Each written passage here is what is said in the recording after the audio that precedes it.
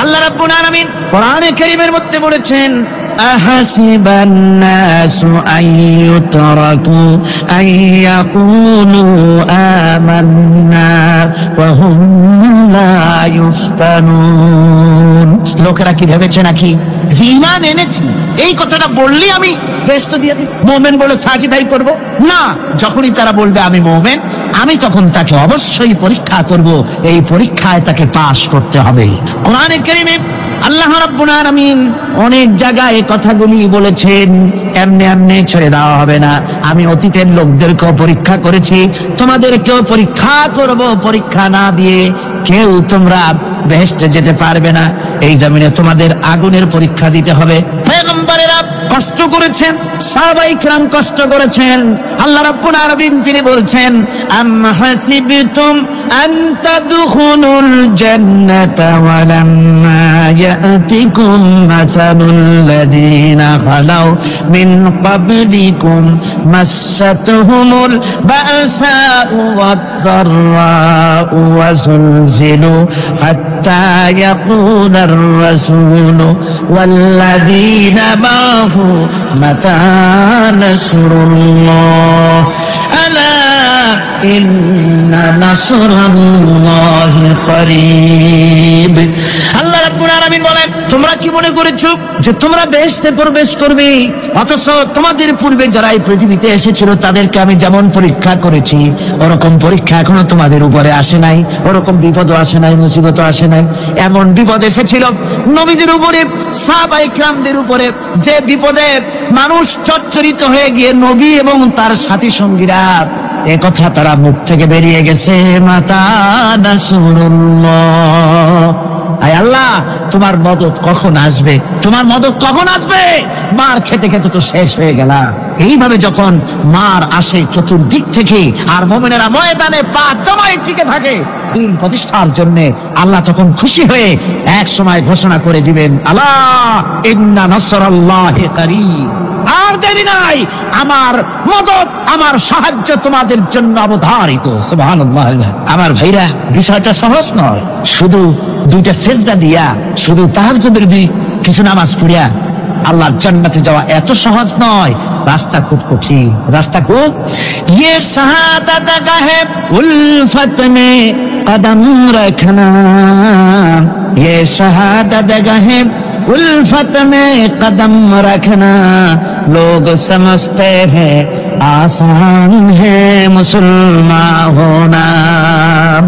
এটা হলো শাহাদাতের উত্তপ্ত ময়দানে পা রাখা। লোকেরা মনে করে ইসলাম গ্রহণ করা, মুসলমান হওয়া বুঝি বড় সহজ ব্যাপার। এত সহজ না। আমরা হানফি মাসলাকের লোক, ইমাম আবু হানিফার মাসলাক অনুযায়ী চলি। আমরা মনে করি বেহেশতে এমনি যাব, কিন্তু আমাদের ইমাম সাহেব কি করছেন ওই ইতিহাস আমাদের জানান। খাজা বাবার মহব্বতে অস্থির। রজব মাস আসলে পরে বড় বড় ডেক্সি চড়ায়, সেই ডেক্সির উপরে লাল শালু বিছায়, তারপরে টাকা পয়সা রোজগার বহুত করে। আসলে তো খাজা না, আসলে হচ্ছে ইয়া খাজা কুস্তু আজা, পেট তো ভরে যায়। পেট ভরার জন্য পয়সা করে ইনকাম করা। খাজার লা ইলাহা ইল্লাল্লাহ এই চিশতিয়া তরিকার জিকির গ্রহণ করা হয়েছে, কিন্তু চিশতিয়া তরিকা যে আরেকটা আছে, কারাগার পর্বতে পৃথিবীরাজের সঙ্গে লড়াই করা, সেইটার কাছে নেই আমরা। সেটা ইমাম আবু হানিফা শুধু মস্তাই বলেন নাই, দিন প্রতিষ্ঠার জন্য রক্ত দিয়েছে, ঠিক কিনা? 8টি বছর পর্যন্ত কারারুদ্ধ ছিলেন। সর্বশেষ যে ব্যক্তি জাহান্নাম থেকে মুক্তি লাভ করবে তাকে আল্লাহ পাক বলবেন, ফেরেশতাদেরকে বলবেন, আমার ফেরেশতারা আমার এই বান্দাকে জান্নাত এবং জাহান্নামের মাঝখানে রেখে দাও। জান্নাত এবং জাহান্নামের মাঝখানে লোকটি যখন থাকার জায়গা পাবে, সে জান্নাতের দিকে তাকায়া দেখবে আর কাঁদতে থাকবে। আল্লাহ পাক জিজ্ঞেস করবেন, বান্দারে যুগের পর যুগ ধরে জাহান্নামে কেঁদেছ, আমি রব্বুল আলামিন জাহান্নাম মাফ করে দিয়া জান্নাত জাহান্নামের মাঝখানে রেখে দিয়েছি, আযাব থেকে তো বেঁচে গেছো, এখন কান্দো কেন? লোকটি বলবে, রব্বুল আলামিন কান্দি এই কারণে, জাহান্নাম থেকে মাফ করেছো, তোমার শুকরিয়া আদায় করি। জান্নাত তো আমার কপালে নাই, কিসমতে নাই, কিন্তু জান্নাত আমি এখান থেকে দেখতে পাচ্ছি। জান্নাতের সুঘ্রাণ আমার নাকে আসতেছে, কপালে নাই যাওয়ার। আমি কাঁদি এই জন্য, তুমি যদি মেহেরবানি করে আমাকে জান্নাতের দরজার কাছে একটু দাঁড় করায় দিতা, প্রাণ ভরে তোমার জান্নাতের দৃশ্যটা একটু দেখতা। আল্লাহ পাক তার আরজি পূরণ করবেন, বলবেন যাও, ফেরেশতাদের বলবেন এর জান্নাতের দরজার কাছে দাঁড় করায় দাও। জান্নাতের দরজার কাছে দাঁড়িয়ে লোকটি আবার কান্না শুরু করবে। আল্লাহ পাক প্রশ্ন করবেন, এবার কান্দো কেন? লোকটি বলবে, রব্বুল আলামিন, কান্দি এই কারণে, জান্নাতের এই দরজায় দাঁড়াইয়া জান্নাতের অফুরন্ত নেয়ামত কিছুই ভালো করে দেখা যায় না, শুধু অল্প জায়গা দেখি। যদি তুমি আমারে দয়া করে জান্নাতের মাঝখানে দাঁড় করায় দিতা, চতুর্দিকে তাকায়া তাকায়া দেখা কলিজারে ঠান্ডা বানাইতাম। তবে আমি ওয়াদা করি, জান্নাতের কোন নাজ নেয়ামত, কোন ফল আমি খাবো না, ধরবো না, সইব না। একটুখানি মেহেরবানি করে মাঝখানে দাঁড় করাইয়া দাও, জান্নারে ঠান্ডা করি। আল্লাহ রব্বুল আলামিন ফেরেশতাদের বলবেন, আমার এই বান্দারে জান্নাতের মাঝখানে দাঁড় করাইয়া দে।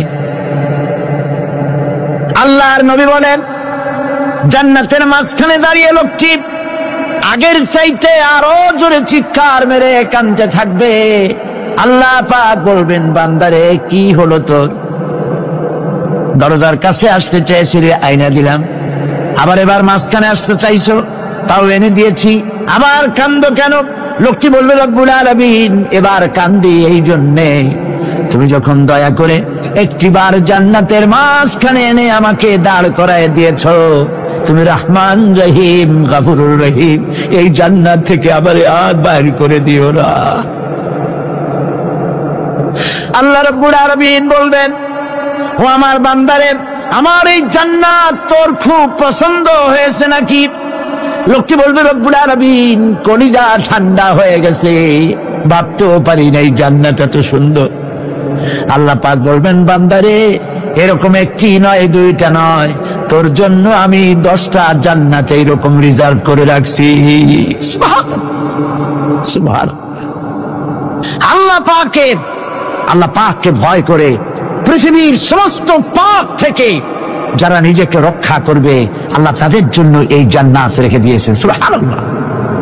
সে জান্নাতের রিসিপশন আপনারা আন্দাজ করতে পারবেন না। রিসিপশন কারে কয়? কি এর প্রধানমন্ত্রী আর প্রেসিডেন্ট, 4-5টা পুলিশ আর আর্মি এসে একটা ছট করে সেলুট মারলো, বাস শেষ হয়ে গেল, এরকম না। জান্নাতীদেরকে রিসিপশন দেওয়া হবে।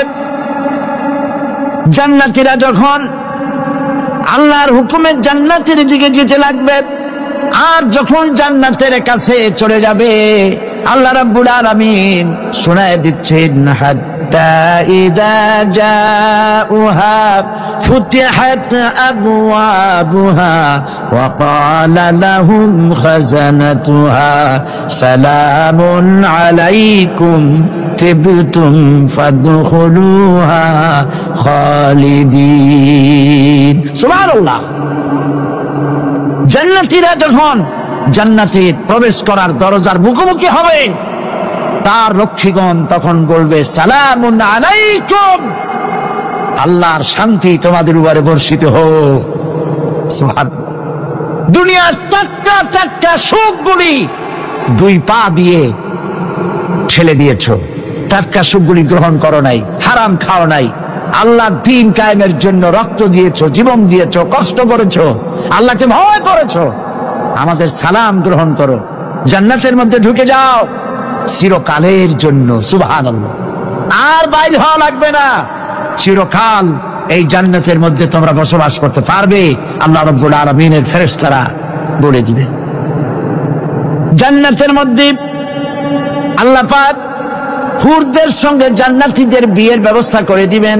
কোরআনে কারিমে আল্লাহ পাক বলেন, মুত্তাকিইনা আলা সুরুরিন মাসফুফাতিন ওয়া যাওয়াজনাহুম বিহুরিন ঈন। সামনাসামনি ভাবে সাজানো সারি সারি আসন সমূহের উপর তারা ঠেস লাগায় বসে থাকবে, আর আল্লাহ রাব্বুল আলামিন হুরদের সাথে জান্নাতীদের বিয়ের ব্যবস্থা করে দিবেন। যেসব হুরের সঙ্গে বিয়ে হবে তাদের আল্লাহ পাক বিবরণ দিচ্ছেন কি রকম হবে তারা। লাম ইয়াতমিসহুন্না ইনসুন ওয়ালা জান। এর পূর্বে জিন এবং ইনসান এদেরকে কেউ স্পর্শ করে নাই। কিরকম তারা? কাআন্নাহুন্নাল ইয়াকুতু ওয়াল মারজান, যেমন ঝিনুকের ভিতরে মণিমুক্তা থাকে, এইভাবে আল্লাহ পাক তাদেরকে পবিত্র করে রেখে দিয়েছেন। আমার প্রিয় ভাইরা, আল্লাহ রাব্বুল আলামিন কোরআনে কারীমের ভিতরে বলেছেন, ফাবিআইয়ি আলা'i রাব্বিকুমা তুকাযযিবান। জান্নাত দান করে আল্লাহ পাক এবার জান্নাতীদেরকে সম্বোধন করে বলবেন, ইয়া ইবাদি লা খাউফুন আলাইকুমুল ইয়াওমা ওয়ালা আনতুম তাহজানুন।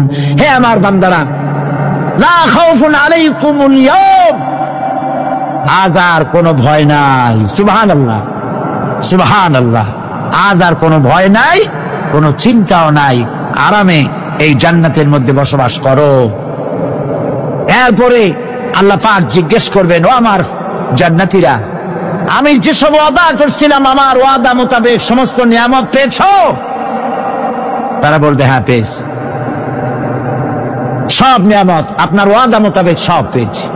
আল্লাহ রাব্বুল আলামিন বলবেন, সব পাও নাই, ওয়ালাদাইনা মাজিদ, আমার কাছে আরো বেশি আছে। সুবহানাল্লাহ, আমার কাছে আরো বেশি আছে। জান্নাতীরা বুঝবে না সে আরো বেশিটা কি, এর থেকে আর বেশি কি।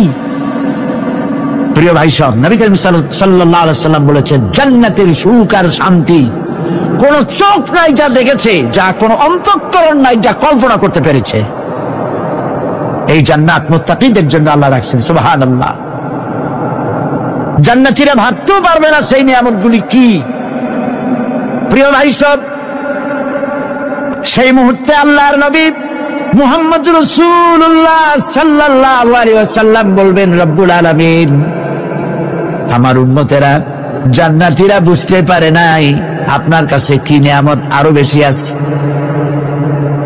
আমার এই উম্মতেরা জান্নাতীরা আপনার ওয়াদা মোতাবেক সব পেয়েছে, কিন্তু একটি জিনিস এখনো তাদের কিসমতে হয় নাই।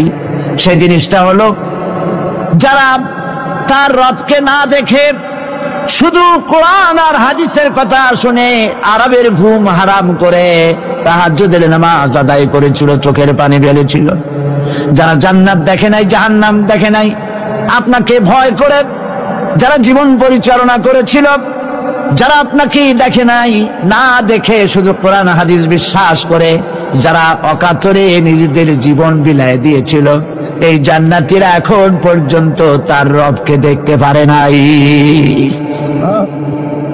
আল্লাহ রাব্বুল আলামিন তার সামনে থেকে ৭০,০০০ পর্দা সরে যাবে। আল্লাহ পাক বান্দাদের আরজি পুরা করার জন্য জান্নাতীদের সামনে তিনি জালোয়া ফরজ হবে। কোরআন শরীফের ভিতরে আল্লাহ পাক বলে, জান্নাতীরা তারা আল্লাহর দিকে, জান্নাতীরা তার রবের দিকে তাকিয়ে থাকবে, আর রব তার বান্দাদের দিকে তাকায়া থাকবে। প্রাণ ভরে জান্নাতীরা রবকে দেখবে। সুবহানাল্লাহ, আল্লাহ পাককে দেখবে। প্রাণ খুলে আজ দোয়া করি, রব্বুল আলামিন, জান্নাতের যেই পরিবেশে, যেই জায়গায় তুমি দয়া করে তোমার গোলামদেরকে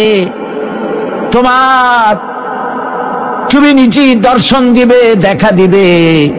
মনিব ও আমাদের রব, আজ এই বিশাল জনসমুদ্র নিয়ে তোমার দরবারে আবেগ ভরা কণ্ঠে বলি, যেই অনুষ্ঠানটি তুমি এমন মুবারক অনুষ্ঠান করবে যেখানে তুমি জান্নাতীদেরকে দেখা দিবে, ওই জান্নাতের কোন একটি, ওই অনুষ্ঠানের কোন একটি কোনায় কানায় আমাদেরকে দাঁড় করাইয়া দেখান তো।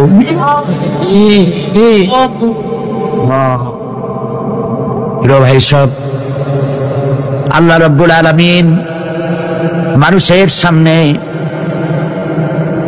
এত সব নিয়ামত রেখেছেন, এই জান্নাত দান করবেন। এরপরে আল্লাহ রাব্বুল আলামিন কোরআনে কারীমের মধ্যে বলেছেন, রব্বিস সামাওয়াতি ওয়াল আরদি ওয়া মা বাইনাহুমার রাহমানি লা ইয়ামলিকুনা মিনহু খিতাবা। এসব পুরস্কার রয়েছে তোমাদের সেই রবের পক্ষ থেকে যিনি আকাশ আর জমিনের মালিক। সুবহানাল্লাহ বলবেন না? যার সামনে কথা বলার ক্ষমতা কারো হবে না। এটি একটি মারাত্মক কথা।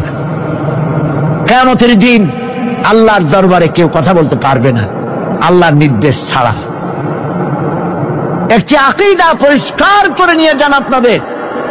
সে আকীদাটা এভাবে পরিষ্কার করুন, কোন পীর সাহেব, কোন খাজা বাবা, কোন মাওলানা, কোন মুহাদ্দিস, কোন বুজুর্গ আপনাকে সুপারিশ করতে পারবে না যদি না আল্লাহ পাক তাকে কথা বলার তৌফিক না দেন। মনে থাকবে এটা। আয়াতুল কুরসির ভিতরে আমরা পড়ি, মান যাল্লাযী ইয়াশফাউ ইনদাহু ইল্লা বিইজনিহি। আল্লাহ পাক বলেছেন কিয়ামতের দিন আল্লাহর দরবারে কার সাহস আছে কথা বলতে পারে? মান যাল্লাযী ইয়াশফাউ ইনদাহু ইল্লা বিইজনিহি। আল্লাহর অর্ডার ছাড়া, হুকুম ছাড়া আল্লাহর সামনে কথা বলার সেদিন কেউ থাকবে না। সুবহানাল্লাহ। কেউ কথা বলতে পারবে না। সুপারিশ করতে হবে আল্লাহ যারে বলেন তুমি করো, অমুকের জন্য করো, সেই ব্যক্তি শুধু তার জন্যই করতে পারবে, আর কেউ কথা বলতে পারবে না। সেই কঠিন হাসরের ময়দান, যেদিন শুধুমাত্র আল্লাহ পাক কথা বলবেন, আর যারে বলতে বলবেন সেই কেবলমাত্র বলতে পারবে। সুপারিশ এটি আল্লাহ পাক কিয়ামতে পারমিশন দিলে বলা যাবে। হযরত ইব্রাহিম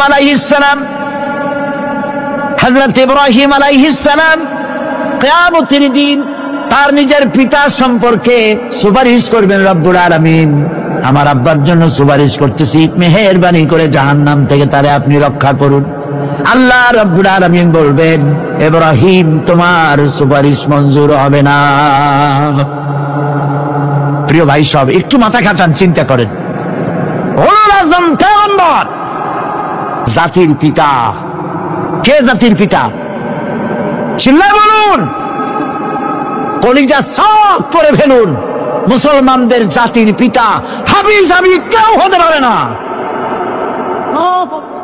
মিল্লাতা আবিকুম ইব্রাহিম। ইব্রাহিম আলাইহিস সালাম এই মিল্লাতের পিতা। সুবহানাল্লাহ।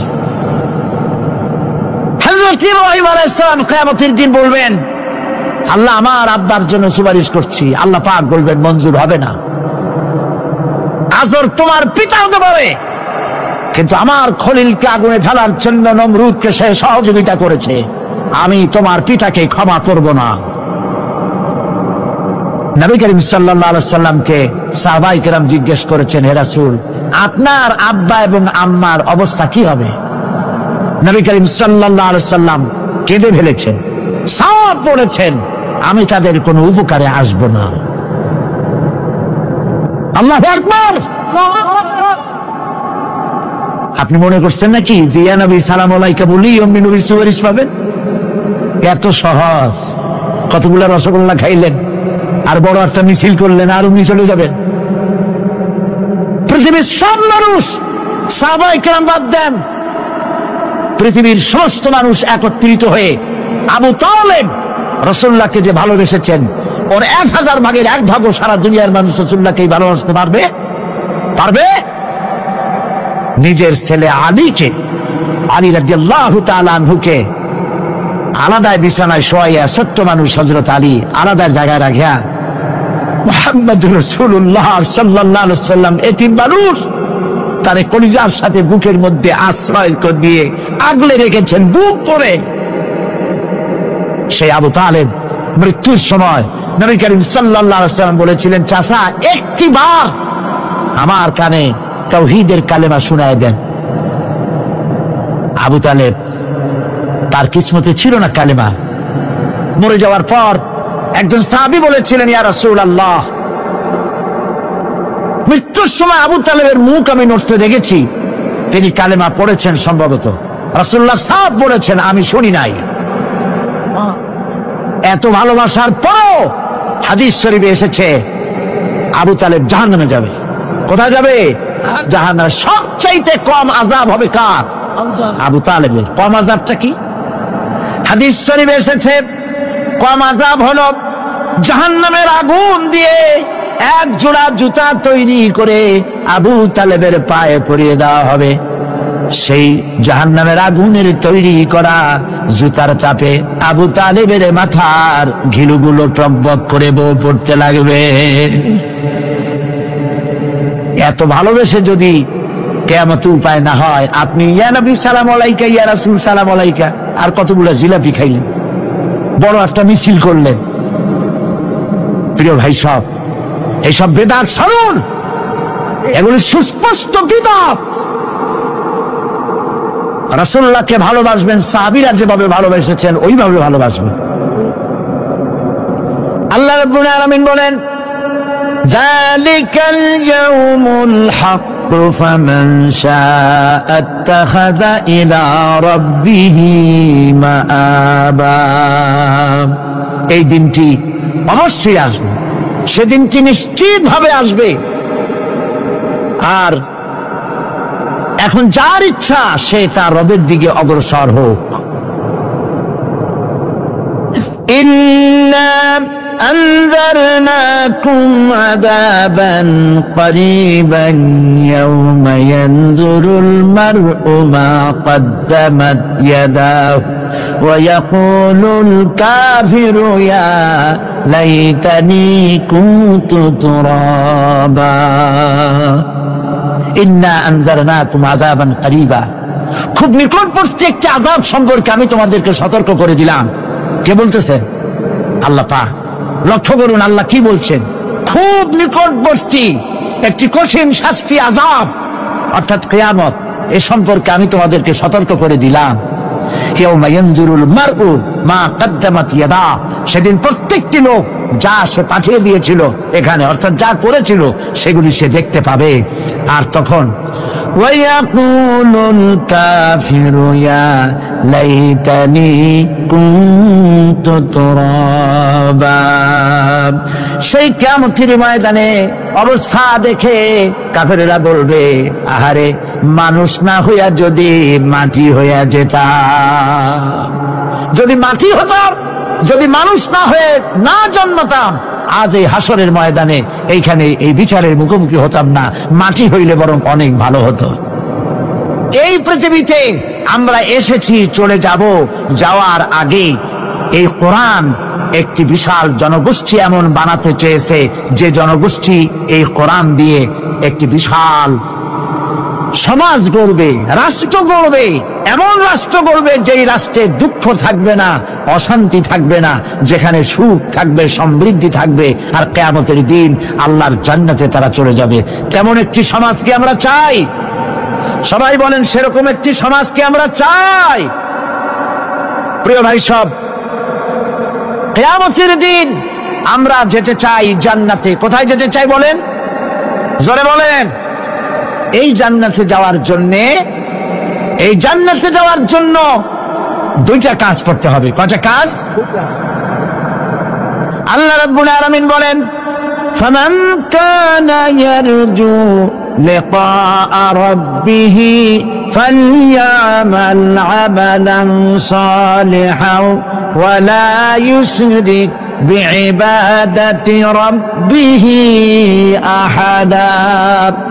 আল্লাহ পাক বলেন, যে বাজারা আমার সঙ্গে দেখা করতে চায় কিয়ামতে, দুইটা কাজ করা লাগবে। বলেন কয়টা কাজ?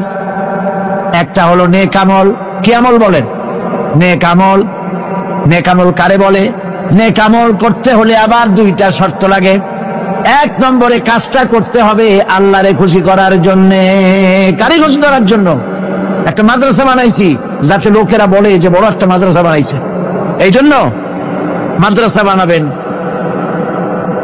মসজিদ বানাবেন, হসপিটাল বানাবেন, যা কিছু করেন নিয়ত হবে আল্লাহকে খুশি করা। নিয়ত হবে কারে খুশি করা? আল্লাহ পাককে খুশি করা।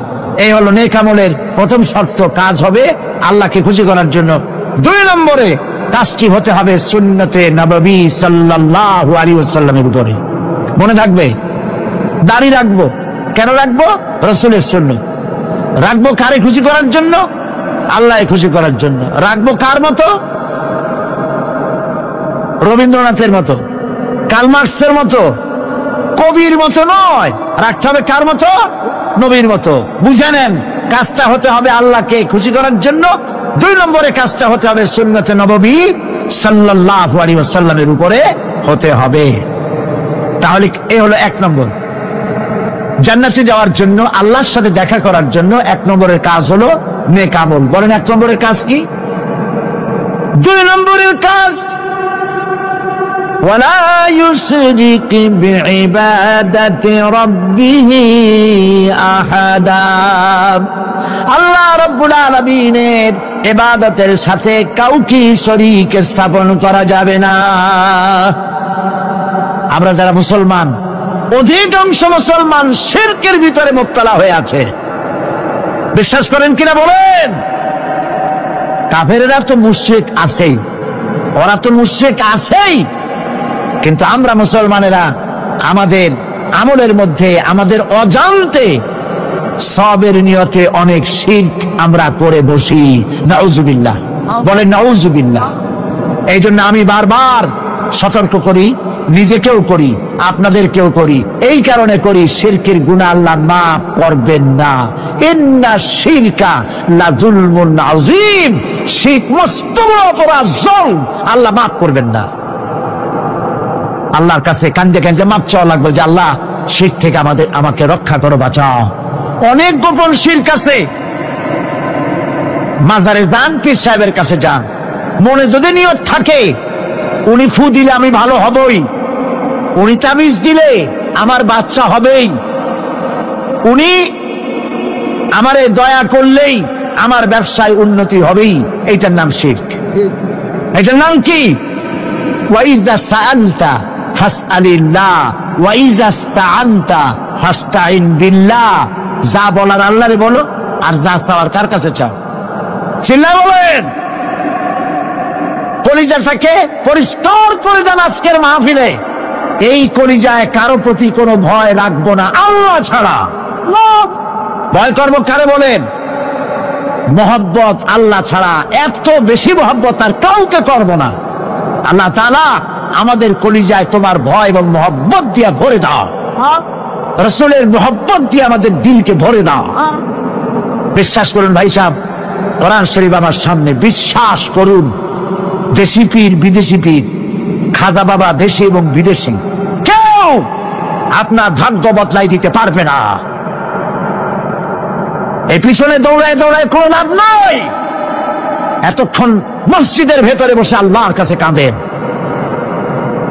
ওয়াকালা রাব্বুকুম উদউনি আস্তাজিব লাকুম। তোমার রব বলেছে আমারে ডাকো, আমি ডাকের সাড়া দিয়ে দেব। সুবহানাল্লাহ। আর আল্লাহ বলেছেন আমার ইবাদতের সাথে কাউকে শরীক করবে না। খবরদার। আলাইসাল্লাহু বিকাফিন আবদা। আল্লাহ প্রশ্ন করছেন, আলাইসাল্লাহু বিকাফিন আবদা, আমি কি আমার বান্দার জন্য যথেষ্ট নই? চিল্লায় বলুন অবশ্যই যথেষ্ট। আবার বলেন অবশ্যই যথেষ্ট। কলিজা সাফ করে ফেলেন। আল্লাহ রাব্বুল আলামিন তার হাবিবকে দুনিয়া আনলেন।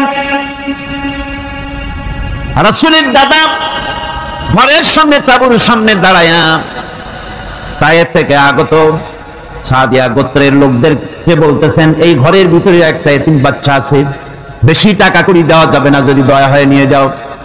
গরিব মানুষ, এতিম মানুষ, দেখে শুনে কেউ আর নিতে চায় না। সবশেষে এলেন ভাগ্যবতী মেয়ে, ভাগ্যবতী মহিলা হযরতে হালিমাতুস সাদিয়া। তিনি এসেছেন, কোনো ছেলে পেলে পায় নাই, সকলের শেষে তিনি এসেছেন। আব্দুল মুত্তালিব বলছেন, এই ঘরের মধ্যে একটা এতিম বাচ্চা আছে, দয়া হলে নিয়ে যেতে পারো। তিনি স্বামীর সঙ্গে পরামর্শ করলেন, এরপরে বললেন যদি দেখতে অন্তত ভালো হয়, মন যদি ভালো লাগে নিয়ে যাব, একেবারে খালি হাতে ফিরে যাওয়ার চাইতে তো ভালো। হযরতে হালিমা বলেন আমি ঘরের মধ্যে প্রবেশ করলাম, মা আমিনার কোল থেকে শিশু মুহাম্মদ সাল্লাল্লাহু আলাইহি ওয়াসাল্লামকে যখন আমি কোলে নিলাম, আমি হুজুরের চেহারার দিকে নজর করে দেখলাম, আমার কাছে মনে হলো যেন পূর্ণিমার চাঁদটা আমার কোলে ধরা দিয়েছে।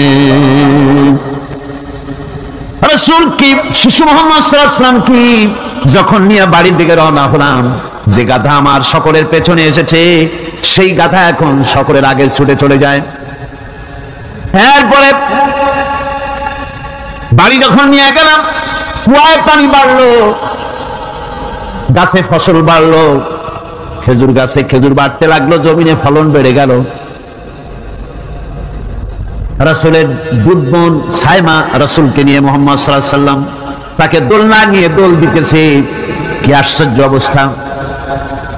সাইমা তাকে দোল দিচ্ছে আর বলতেছে বেঁচে থাকুক মুহাম্মদ সাল্লাল্লাহু আলাইহি ওয়াসাল্লাম, সে দীর্ঘজীবী হোক। কবি লিখতেছেন কি আশ্চর্য কথা, বেদুইন বালিকা কারে নিয়ে দোল দেয় সে কি তা জানে? বিশ্বনবী মুহাম্মদ রাসূলুল্লাহ সাল্লাল্লাহু আলাইহি ওয়াসাল্লাম এভাবে এতিম অবস্থায় জীবন তার শুরু হলো। যখন তিনি ফিরে এলেন 6 বছর বয়সের সময়, যখন মায়ের কাছে তিনি ফিরে এসেছেন, প্রতিদিন তিনি খেলা দেখতে যান ময়দানে। ইতিহাসের মধ্যে লেখা হয়েছে মা প্রতিদিন সন্ধ্যার সময় তাকে ফিরে পান। আজকে সন্ধ্যা হয়ে গেছে, শিশু মুহাম্মদ সাল্লাল্লাহু আলাইহি ওয়াসাল্লাম বাড়ি ফেরেন না। কারণ কি, কেন বাড়ি ফেরে না? সন্ধ্যার দিকে তিনি চলে গিয়েছেন পাহাড়িয়া ময়দানে, যে দেখেন ধুধু করতেছে, চতুর্দিকে সন্ধ্যা হয়ে গেছে, অন্ধকার হয়ে গেছে, কোনো ছেলে পেলে নাই, কেউ নাই। পাহাড়ের পাদদেশে বসে শিশু মুহাম্মদ সাল্লাল্লাহু আলাইহি ওয়াসাল্লাম কাঁদতেছেন। মা প্রশ্ন করলেন, বাবারে সন্ধ্যা উত্তীর্ণ হয়ে গেল, কেন একা একা বসে বসে কাঁদো? তিনি বলছেন, মা জি, আজ কদিন খেলা দেখতে আসলাম ময়দানে, প্রতিদিন দেখি যখন সন্ধ্যা হয়ে যায় মুরব্বী শ্রেণীর কিছু লোক আসে, ছেলেকে নাম ধরে ডাক দেয়, ছেলেরা দৌড়ে তার বাবার কাছে চলে যায়, আর বাবা ছেলেকে কোলে নিয়ে মুখে চুমা দিয়ে বাড়ির দিকে নিয়ে যায়। আমি আজ কদিন পর্যন্ত এই ময়দানে এলাম, কোনদিন সন্ধ্যা বেলায় তো কেউ এসে আমাকে মুহাম্মদ বলে একটা ডাক দিল না। আমার আব্বা কি নাই? আল্লাহ রাব্বুল আলামিন বলেন, আলাম ইয়াজিদুকা ইয়াতীমান ফাআওয়া। এরকম এতিম অবস্থায় আমি কি আপনাকে আশ্রয় দেই নাই? আপনাকে আমি পেয়েছি এতিম অবস্থায়, এরপরে আমি আপনারে আশ্রয় দিলাম। ওয়া ওয়াজাদাকা দান্নান ফাহাদা। এরপরে আমি আপনাকে পথ হারা পেলাম, আমি আপনাকে পথের দিশা দিয়া দিলাম। ওয়াজাদাকা আইলান ফাআগনা। এরপরে আমি আপনাকে দরিদ্র অবস্থায় পেয়েছি, তারপরে আমি আপনার দারিদ্র মুক্ত করেছি আপনাকে। সুতরাং ফাআম্মাল ইয়াতীমা ফালা তাকহার ওয়া আম্মাস সাইলা ফালা তানহার ওয়া আম্মা বিনি'মাতি রাব্বিকা ফাহাদ্দিস। সুতরাং নবী, এতিমের প্রতি নির্মম ব্যবহার করো না, এতিমের প্রতি ভালো ব্যবহার করো, নির্মমতা দেখাইও না। আর ভিক্ষুককে ধমক দিও না, রূঢ়তা দেখিও না, আর আল্লাহর নিয়ামতের প্রশংসা করো। বহুত মানুষ আছে এতিমরে গলায় ধাক্কা দেয়। মানুষ যখন ভিক্ষা নিতে আসে, গরিব মানুষ ভিক্ষা চাইতে আসছে, ওই মেয়ে আত্মাইতে জানো, দোয়া করিতে জানো, বাড়ির এই কাজ করবা, এই সব আজে বাজে কথা বলে ভিক্ষা দেয় না। সাহেলকে ধমক দিতে রাসূল করিম সাল্লাল্লাহু আলাইহি ওয়াসাল্লাম নিষেধ করেছেন, সাহেলকে ধমক দিও না। গাড়িতে বসে যাচ্ছেন সাহেব, ট্রাফিক মোড়ে যখন সিগন্যাল জ্বললো, গাড়িগুলি দাঁড়ায় গেল, ফকির এসেছে, হাত নাই পাও নাই, বুড়া মানুষ, একটা পয়সা বার করে না। আবার এই মানুষটি ওই ফকিরকে ধমক দিয়া বার করে দিল। এরপরে এই লোকটি যখন কোনো মাজারের কাছে পৌঁছে গেল, 500 টাকার কর করে নোটটা ফেলে দিল। বলেন টাকা দরকার কার? মরা মানুষের না জিন্দা মানুষের? কার দরকার? যার টাকা দরকার ছিল তারে দেওয়া হলো না, যার দরকার নাই তারে দেওয়া হলো। এরপরে লোকটা না খেয়ে যখন মারা গেল, পথের ফকির, রাস্তার ফকির, না খেয়ে মারা গেছে। এরপরে তার কাপড়ের কাপড় নাই, লোকটাকে রাস্তার উপরে শোয়া একটা ছেঁড়া কাপড় দিয়ে ঢেকে রেখেছে। বড় লোকেরা, সাহেবেরা তখন গাড়ি দাঁড় করে আর 5টা টাকা 2টা টাকা করে তার লাশের উপরে মারতেছে। এটা মানবতার এর চাইতে লাঞ্ছনা, মানবতার জন্য এর চাইতে গঞ্জনা আর কিছুই হতে পারে না। মানবতার প্রতি লাঞ্ছনা, এর থেকে আর দুর্নীতি কি হতে পারে? বেঁচে থাকার সময় 1টা টাকা আপনি দিলেন না, মরে যাওয়ার পর বিদায় হয়েছে বালাই, এখন দেওয়া শুরু করেছে। আমার বন্ধুগণ, এই জন্য এতিমের প্রতি দরদ করার জন্য আল্লাহ পাক কোরআনের ভিতরে পরিষ্কার বলেছেন। রাসূল করিম সাল্লাল্লাহু আলাইহি ওয়াসাল্লাম নিজে এতিম ছিলেন, আর এতিমের প্রতি তার এত দরদ ছিল। একবার তিনি দিনে ঈদের দিকে নামাজ পড়ার জন্য যাচ্ছেন, প্রতিমধ্যে দেখেন একটা বাচ্চা ছেলে কাঁদতেছে। এই রাস্তায় কত মানুষ গেল, কেউ দাঁড়ালো না, থমকে। বাচ্চার ক্রন্দন কাউকে থামাইতে পারলো না, কিন্তু বিশ্ব নবী, দয়ার নবী রাহমাতুল লিল আলামিন বাচ্চার কান্না দেখে পাও বাড়াতে পারলেন না। নবীজি দাঁড়ায় গেলেন, জিজ্ঞেস করেন, ও বাচ্চা, ঈদের দিনে কাঁদো কেন? ঈদের দিনে তো কাঁদতে নাই। বাচ্চা বলে, তোমার কাছে বলবো না, আমি সেই সকালবেলা থেকে বসে আছি। আমি যদি মক্কার আব্দুল্লাহর পুত্র মুহাম্মদ রাসূলুল্লাহ সাল্লাল্লাহু আলাইহি সাল্লামকে পাই, মনের দুঃখ তার কাছে বলবো। বিশ্ব নবী জমিনের উপরে বসে বললেন, বাচ্চারে কোলের উপরে উঠায় বলেন, বাচ্চা বলো কি তোমার দুঃখ? তুমি যার জন্য বসেছো আমি তো সেই এতিম নবী, কি বলতে চাও? বাচ্চা বলতেছেন, ইয়া রাসূলুল্লাহ, আমার বাবা মারা গেছে সেই ছোট্টবেলায়, একেবারেই তখন মায়ের পেট থেকে আমি আসার পর বাপ মরে গেল। আমার মা আরেকজনের সঙ্গে বিয়ে বসেছে, সেই পুরুষটি আমারে দেখতে পারে না। আমার মা যদি আমারে কোলে করে এসে সহ্য করতে পারে না, আমারে চুমা খাইলে সহ্য করতে পারে না, আমারে খাবার দিলে মা মার খায়। আজ ঈদের দিনে রাতে আমার মা আমাকে বললো, বাবারে তোমার কপাল খারাপ, তোমার বাবা মারা গেছে, তোমাকে সাহায্য করার কেউ নাই, আমি তোমার যত্ন করতে পারলাম না, কোলে নিয়ে চুমাও দিতে পারি না, আমার এমনই কপাল খারাপ। সুতরাং এতিমের দরদ এতিম ছাড়া কেউ বুঝবে না। তুমি আজ চলে যাও, ওই রাস্তায়, ঈদের রাস্তায় দাঁড়ায় থাকো, মাঠের রাস্তার পাশে, বিশ্ব নবীর কাছে তোমার দুঃখ বলো, এতিমের দুঃখ তিনি বুঝবেন। আমি মায়ের কথা মতো এই জায়গায় এতক্ষণ বসে আছি, হুজুর আপনি দয়া করে, আমার কথা তো আপনার কাছে বললাম, আমার মনের এই দুঃখ। নবীজি বাচ্চার কথা শুনতেছিলেন, চোখ দিয়া পানি পড়তেছিল। বাচ্চাকে বুকের সঙ্গে জড়িয়ে ধরে নবীজি বলেন, ও এতিম, মুহাম্মদ সাল্লাল্লাহু আলাইহি ওয়াসাল্লাম যদি তোমার পিতা হন আর হযরতে আয়েশা যদি তোমার মা হয়ে যায়, বলো তোমার মনের দুঃখ মেটে নাকি? ছেলে দুঃখে কেঁদে উঠলো আর বলল, ইয়া রাসূলুল্লাহ, আপনি যদি আমার পিতা হন আর আয়েশা যদি আমার মা হয়ে যায়, এর থেকে বড় সৌভাগ্যের আমার তো আর কিছুই নাই। নবীজি এতিমকে বাড়ি নিয়ে গিয়ে হযরতে আয়েশার হাতে তুলে দিয়ে বললেন, আয়েশা রে, পবিত্র ঈদের দিনে আল্লাহ রাব্বুল আলামিন তোমার জন্য একটা উপহার পাঠিয়েছেন, এটা যত্ন করো। এতিমের প্রতি দরদ রাখার জন্য আল্লাহ রাব্বুল আলামিন বলেছেন, এতিম, মিসকিন, বিধবা, অসহায় লোক, তাদের প্রতি যাতে করে মুসলিম সমাজ লক্ষ্য রাখে, সেজন্য আল্লাহ পাক নির্দেশ করেছেন। বুখারী এবং মুসলিম শরীফের হাদিসে এসেছে, আসাই আলাল আরমারাত ওয়াল মিসকিন কাসাই ফি সাবিলিল্লাহ।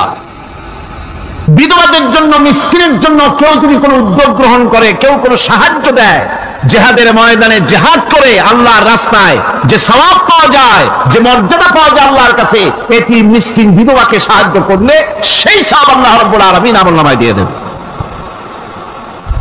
আমাদের প্রিয় নবী এতিম মিসকিনদের খুবই ভালোবাসতেন তার নিজের চাকর হযরত যায়েদ ও আনাস রাদিয়াল্লাহু তাআলা আনহুকে। সে সম্পর্কে এখন আলোচনা করা হচ্ছে। তার চরিত্রই প্রমাণ করে নবীদেরকে বাইয়ানাত দেওয়া হয়েছে, এমন চরিত্র আচার আচরণ দেওয়া হয়েছে যাতে করে লোকেরা অভিভূত হয়ে যায়, আকৃষ্ট হয়ে যায়।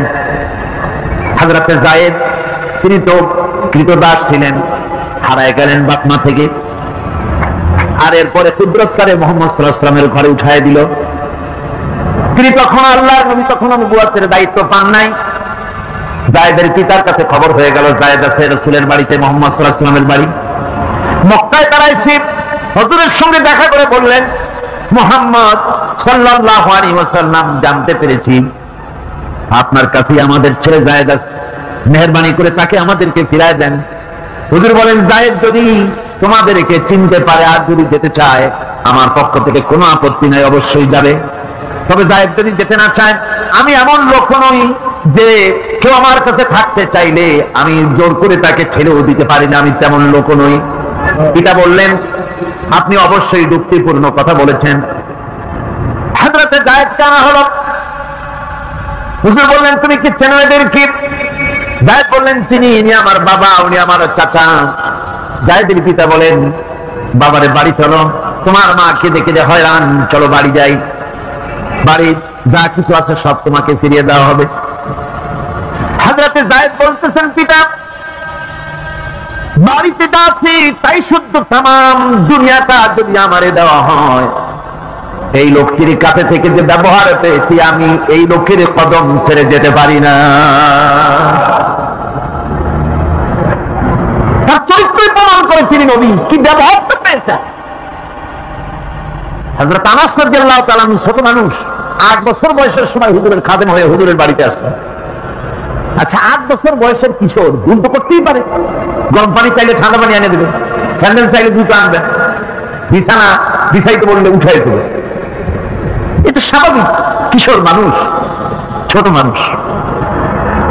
এবার শুনুন, বাইয়ানাত কারে বলে? নবীদের বাইয়ানাত আল্লাহ যে দিয়েছেন সেটা কি জিনিস? সেটা হলো উন্নত মানের চরিত্র আর ব্যবহার, ওঠা বসা যা দেখলে মানুষ বুঝতে পারে তিনি আল্লাহর নবী।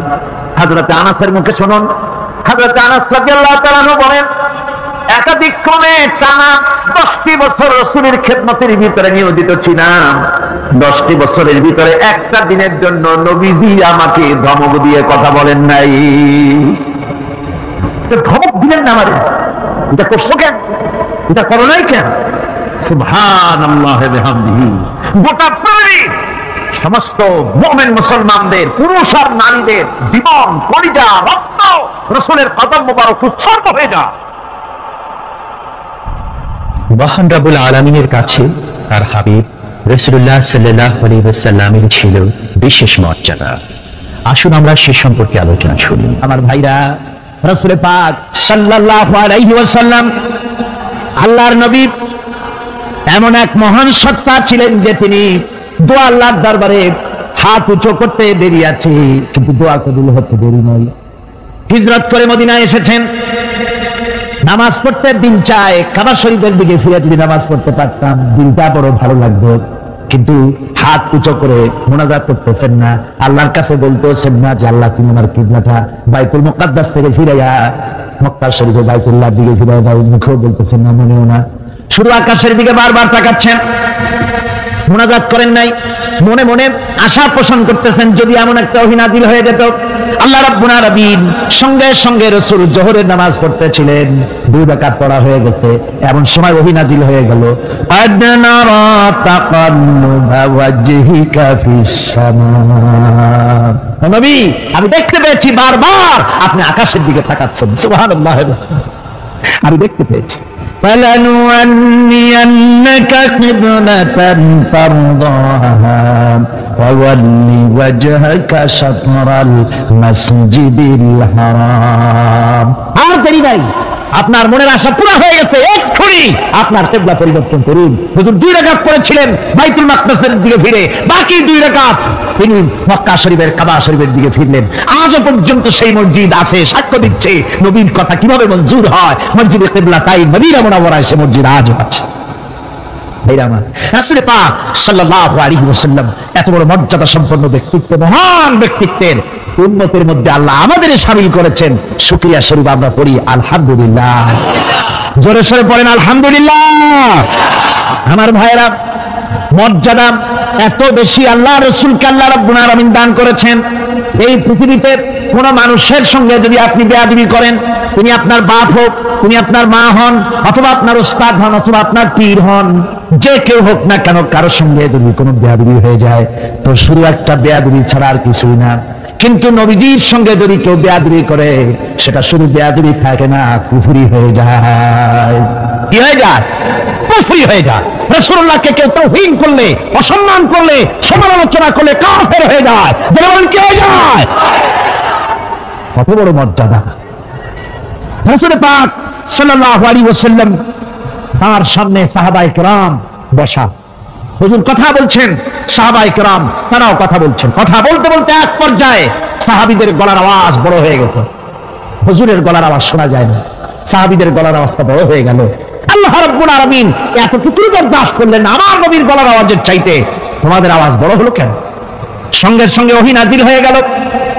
আল্লাহ রাব্বুল আলামিন বলেন, ইয়া আইয়ুহাল্লাযীনা আমানু লা তারফাউ আসওয়াতাকুম ফাওকা সাওতিন নবী।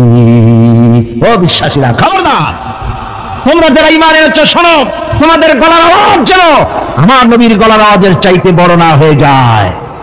যদি তা হয়, আনতাহবাতা আমালুকুম, জীবনের সমস্ত ভালো কাজগুলি আমি আল্লাহ বরবাদ করে দেব।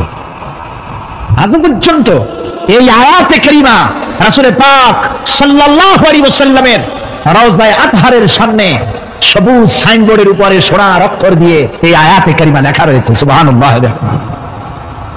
সর্বকালের, সর্বযুগের সর্বশ্রেষ্ঠ মহামানব, সর্বশ্রেষ্ঠ বিশ্বনবী, আল্লাহর পরে যার মর্যাদা, তিনি হচ্ছেন মুহাম্মদুর রাসূলুল্লাহ সাল্লাল্লাহু আলাইহি ওয়াসাল্লাম।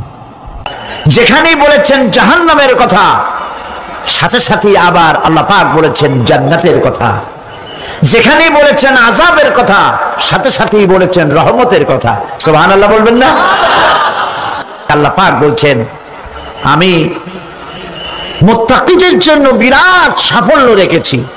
মূল সাফল্য কিন্তু পৃথিবীতে না, আসল সাফল্যের জায়গা কোথায়? পরকালে। বলেন, আসল সাফল্য কোথায়? পরকালে। কত বড় মন্ত্রী হইলেন, কত বড় ডাক সেটে নেতা হলেন, কোন দেশের প্রধানমন্ত্রী হলেন, কত টাকার মালিক হলেন, এটাই আপনার সফলতার বিফলতার মানদণ্ড নয়। আসল সাফল্যের মানদণ্ড কিয়ামতের দিন আল্লাহ রাব্বুল আলামিন আপনার সাথে কি ব্যবহার করবেন, ওটার উপরই সফলতা নির্ভর করবে, বিফলতা নির্ভর করবে। প্রিয় ভাই সব, কিয়ামতের সাফল্য শুধুমাত্র মুত্তাকিদের জন্য। কাদের জন্য বলুন? মুত্তাকিদের জন্য। আরবি ভাষায় তাকওয়া বলে একটি শব্দ আছে। এই তাকওয়া শব্দের অর্থ হচ্ছে বিরত থাকা, বেঁচে চলা, সতর্ক হওয়া এবং সাবধানে চলাফেরা করা, এটার নামই হচ্ছে তাকওয়া।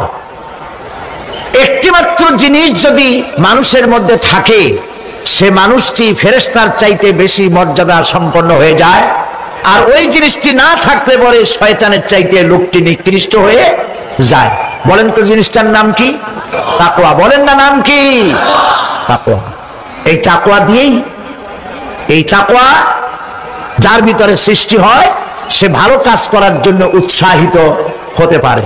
এই জন্য আল্লাহ রাব্বুল আলামিন বলেছেন, ফাত্তাকুল্লাহা মাস্তাতাতুম, আল্লাহ পাককে ভয় করো, যতটা ভয় করা সম্ভব অতটাই ভয় করো।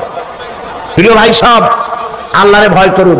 যারা ব্যবসায়ী, ওজনে কম দিয়া প্রতিদিন 5 গ্রাম, আগে তো 6 টাকা বলতাম আমরা, এখন কি বলে? গ্রাম, 20 গ্রাম, 14 গ্রাম। এই যে গ্রাম, 500 গ্রাম, নানান রকমের গ্রাম, এই কয় গ্রাম করিয়া জীবনে কয় মন বাঁচাবেন? কয় মন বাঁচাবেন? আরেক দ্বারা আপনার হবে কি? মাপে কম দিলেন, ওজনে কম দিলেন, খাদ্যে ভেজাল দিলেন, চাউলে ভেজাল, ঘিতে ভেজাল, তেলে ভেজাল, সমানে দিতে থাকলেন। আহারে, যাওয়ার সময়, মৃত্যুর সময় সাথে কিছু নিয়ে যেতে পারবেন? পারবেন না। এখানে আল্লাহ পাককে ভয় করুন। ব্যবসায় বরকত দেওয়ার মালিক কে? জোরে বলেন, কে? আল্লাহ রাব্বুল আলামিন বরকত দেওয়ার মালিক। এইটা বিশ্বাস করে আল্লাহকে ভয় করুন। ব্যবসায়ী ভাইরা, নিয়ত করুন, ওজনে কম দেব না, খাদ্যে ভেজাল দেব না, মিথ্যে কথা বলবো না। এই তাফসীর শোনার দাম হবে। যারা চাকরি করেন, তারা ওয়াদা করুন, সরকার যে বেতন দেয় সেই বেতন দিয়ে যেমন করে হোক কষ্ট করে জীবন যাপন করতে হলেও করব, হারাম ঘুষ খাবো না। ঘুষ খাওয়া হারাম, শূকরের মাংস খাওয়া যেমন হারাম, ঘুষের একটি পয়সাও থেকে শুরু করে কোটি কোটি টাকা পর্যন্ত তেমন হারাম। এগুলো যদি বাঁচতে পারেন তাহলেই এর নাম হবে তাকওয়া। এটাকে আপনাকে বুঝতে হবে এইভাবে। পুলিশ দেখে না, এন্টি করাপশন ডিপার্টমেন্ট দেখে না, গোয়েন্দা বিভাগের কেউ দেখে না, কিন্তু আল্লাহর চোখে ফাঁকি দেওয়া যাবে না। এটার নাম হলো তাকওয়া। এই আল্লাহকে ভয় যদি করতে পারি তাহলে পরিচয় হবে মুত্তাকি। আর কোরআন আসছে মুত্তাকিদের জন্য। ইবাদত করলে পরে তাকওয়ার সৃষ্টি হবে, রোজা রাখলে পরে তাকওয়ার সৃষ্টি হবে। আল্লাহকে ভয় করাটার নামই হলো তাকওয়া। এই তাকওয়া যারা করবে, আল্লাহরে ভয় করবে, সেই বান্দাদের জন্য আল্লাহ পাক বলছেন ইন্নালিল মুত্তাকিনা মাফাজা। এই মুত্তাকিদের জন্যই রয়েছে বিরাট সাফল্য কিয়ামতের দিন। সুবহানাল্লাহ। আল্লাহ পাক এদেরকে জান্নাত দিবেন। কি দিবেন বলেন? এমন এক জান্নাত দিবেন, কোরআনে কারীমের মধ্যে আল্লাহ পাক এই পৃথিবীর বুকে যারা আরামের টাটকা সুখগুলি, আরামগুলি যারা বর্জন করে আল্লাহ রাব্বুল আলামিনকে বিশ্বাস করে যারা জীবন পরিচালনা করেছে, আল্লাহ পাক তাদের জন্য জান্নাত রেখেছেন। এবং তাদের জন্য বলছেন সাবিকু ইলা মাগফিরাতিম মির রাব্বিকুম ওয়া জান্নাতিন আরদুহা কা'আরদিস সামাই ওয়াল আরদ উইদ্দাত লিল্লাযীনা আমানু বিল্লাহি ওয়া রাসূলিহি। আল্লাহ পাক বলেন প্রতিযোগিতা করো আল্লাহর মাগফিরাত কামনার জন্য আর জান্নাতে যাওয়ার জন্য প্রতিযোগিতা করো। আল্লাহর রহমত পাওয়ার জন্য সৎ কাজের প্রতিযোগিতা করো, তাহলে আল্লাহ রাব্বুল আলামিন তোমাদেরকে ক্ষমা করবেন আর তোমাদের জন্য এমন জান্নাত দিবেন যেই জান্নাত আকাশের বিশালতার জমিনের বিশালতার মতো। এই বিরাট জান্নাত তোমাদেরকে দিবেন। এই জান্নাত চিরস্থায়ী সুখ এবং শান্তি জায়গা হবে। مثل الجنة التي وعد المتقون فيها أنهار من ماء غير آسن وأنهار من لبن لم يتغير طعمه। আল্লাহ পাক বলছেন জান্নাত আল্লাহ পাক ওয়াদা করেছেন মুত্তাকিদের জন্য। আল্লাহ পাক জান্নাত দিবেন যে জান্নাতের ভেতরে রয়েছে মধুর প্রস্রবণ, রয়েছে দুধের প্রস্রবণ, রয়েছে সেখানে স্বচ্ছ পানীয় পানির প্রস্রবণ রয়েছে। এই সুন্দর জান্নাত ঝর্ণা ধারা আল্লাহ পাক সৃষ্টি করেছেন, বাগ বাগিচা দিয়ে ভরে রেখেছেন জান্নাত। সেই জান্নাতে জান্নাত হবে এয়ার কন্ডিশন, রৌদ্রের তাপ হবে না সেখানে, রৌদ্রের খরতাপ হবে না সেখানে, ঠান্ডার প্রচন্ডতা থাকবে না। কিরকম হবে জায়গাটা? আল্লাহ পাক বলছেন মুত্তাকিনা আলাল আরাইকি লা ইয়ারাউনা ফিহা শামসান ওয়ালা জামহারিরা ওয়া দানিয়াতান আলাইহিম যিলালুহা ওয়া যুল্লিলাত কুতুফুহা তাযলিলা। আল্লাহ পাক এমন জান্নাত রেখেছেন, সেই আল্লাহ পাক সেই জান্নাতের ভিতরে জান্নাতীরা ঠেস লাগায়া মুখোমুখি অবস্থায় তারা সেখানে বসবে। আর জান্নাতীদের মনের মধ্যে কোনো দুঃখ থাকবে না, পেরেশানি থাকবে না। পৃথিবীতে মানুষের দুঃখ থাকে, পেরেশানি থাকে, সেখানে কোনো দুঃখ আর পেরেশানি থাকবে না।